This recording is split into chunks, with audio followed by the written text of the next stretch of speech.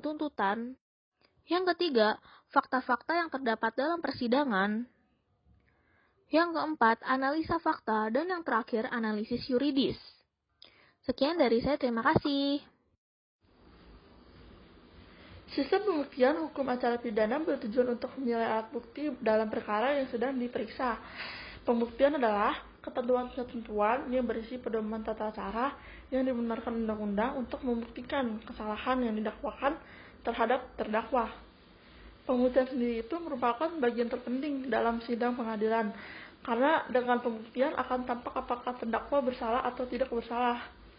Namun, apabila hasil pembuktian dengan alat-alat bukti yang ditentukan undang-undang tidak cukup kuat membuktikan kesalahan yang didakwakan, maka terdakwa dibebaskan dari hukuman. Namun, sebaliknya, kalau kesalahan terdakwa dapat dibuktikan dengan alat-alat bukti yang disebut dalam pasal 184 KUHP, maka terdakwa dinyatakan bersalah dan akan dijatuhkan hukuman. Setelah pembuktian, kita masuk ke tuntutan.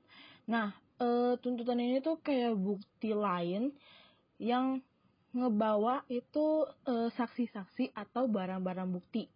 Nah, terus juga penuntut umum ini tuh juga bisa minta ke majelis hukumnya ini buat jatuhin hukuman sesuai dengan tindakan dia. Jadi sesuai dengan pasal-pasal yang berlaku tentang tindakannya dia ini. Contohnya itu kayak kasus pembunuhan. Jadi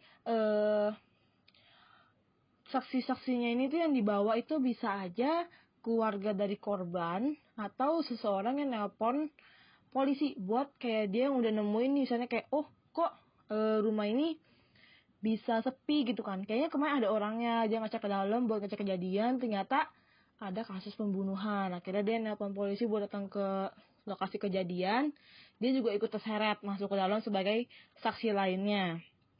Dan juga bisa ngegunain tadi alat bukti itu misalnya dari barang-barang yang udah dia pakai sebelumnya, misalnya kayak pisau yang tertinggal, mungkin dia kayak udah bener-bener kaget atau ya bener-bener udah nggak tahu lagi gimana lagi, dia misalnya pisaunya jatuh di jalan atau apa. Terus juga misalnya pistol gitu, itu juga bisa. Terus juga kayak barang-barang not atau jejak-jejak kaki atau fingerprint yang ada di pegangan barang-barang yang pernah dia pakai sebelumnya buat ngelakuin aksi tersebut.